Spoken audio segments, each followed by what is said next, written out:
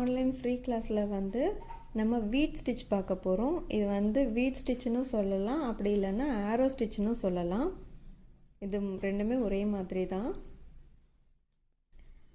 இப்போ இந்த ஸ்டிச் போடுறதுக்கு வந்து ஒரு முக்கோண ஷேப்பில் வந்து நம்ம போடுவோம். ஸோ அதனால் ஒரு 3 லைன் வந்து போட்டுக்கோங்க. நான் சும்மா ரஃப்பாக வந்து போடுறேன்.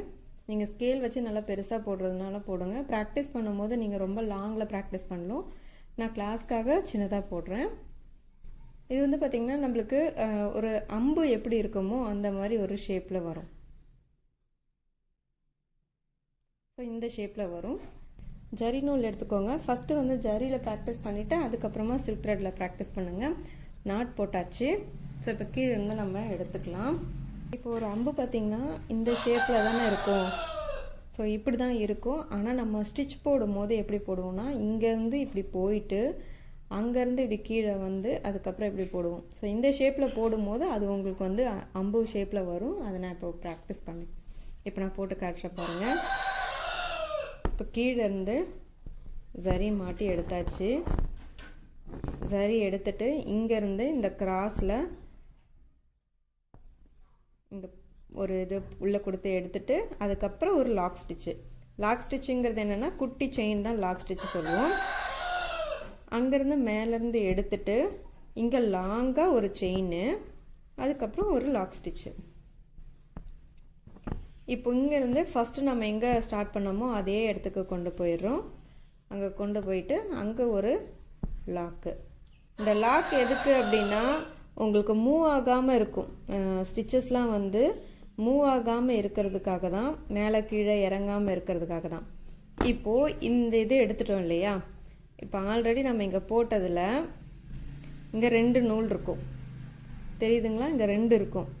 ஸோ இதில் ஒன்றை மட்டும் இப்படி தள்ளி இங்கே ஒரு செயின் போட்டுட்டு அப்புறம் ரெண்டாவது கொஞ்சம் நகர்த்தி இன்னொரு செயின், இது வந்து குட்டியாக ஒரு செயின் போட்டுட்டு இப்போ இங்கே லாக் போடுறதுனாலும் போட்டுக்கலாம், போடாமலும் அப்படியே நீங்கள் இங்கே கிராஸில் கொண்டு போகலாம். இது நம்மளோட விருப்பம் தான். ஆனால் இங்கே மட்டும் கண்டிப்பாக லாக் போடுங்க, இல்லைனா கீழே வந்து இறங்கி வந்துடும்.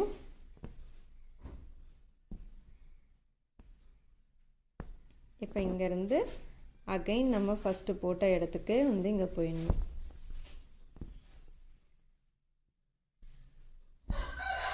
போயிட்டு அங்கே ஒரு லாக்கு போட்டுட்டு இப்போ வரும்போது இதில் 2 இருக்கும். அதில் ஒன்று மட்டும் இப்படி இழுத்து இங்கே ஒரு செயின் போட்டுட்டு ரெண்டாவது கொஞ்சம் தள்ளி இங்கே ஒரு செயின் போட்டுட்டு இங்கே வெளியே ஒரு லாக்கு. இப்போ பார்த்தீங்கன்னா உங்களுக்கு ஒரு அம்பு மாதிரி வந்துச்சு இல்லையா. இதுதான் ஆரோ ஸ்டிச்சு, அப்படி இல்லைன்னா வீட் ஸ்டிச்சுன்னு சொல்லுவாங்க. இந்த மாதிரி டைட்டாக இருக்கான்னு பார்த்துக்கோங்க அடிக்கடி. கிளாத்து என்னோடய கிளாத்து வந்து கொஞ்சம் லூஸ் ஆகிடுச்சு. கிளாத் லூஸாக இருந்துச்சுன்னா உங்களுக்கு வந்து சுருக்கம் விழும். நீங்கள் போடுற ஸ்டிச்சில் வந்து சுருக்கம் விழும், அதை பார்த்துக்கோங்க.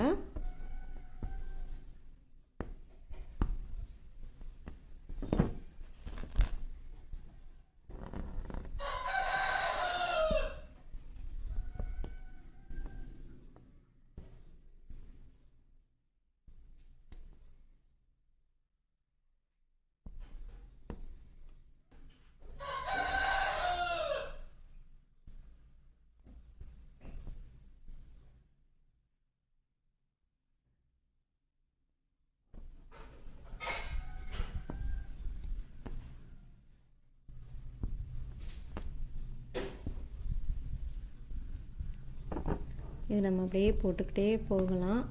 இது வந்து பார்டருக்கும் நம்ம யூஸ் பண்ணிக்கலாம், இல்லைனா வந்து ஸ்லீவில் ஃபுல்லாக நீட்டாக போடணும் அப்படின்னாலும் யூஸ் பண்ணலாம். இதை மோஸ்ட்லி யாரும் யூஸ் பண்ண மாட்டாங்க. பட் இந்த மாதிரி ஒரு ஸ்டிச் இருக்குதுன்னு நீங்கள் தெரிஞ்சுக்கணும் இல்லையா, அதனால நான் வந்து சொல்லி கொடுக்குறேன்.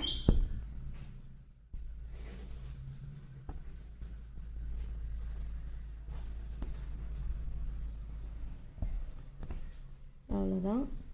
ஸோ இப்போ வந்து நம்ம நாட் போட்டுக்கலாம். இந்த ஸ்டிச் இப்படியே போட்டுகிட்டே போக வேண்டியதான்.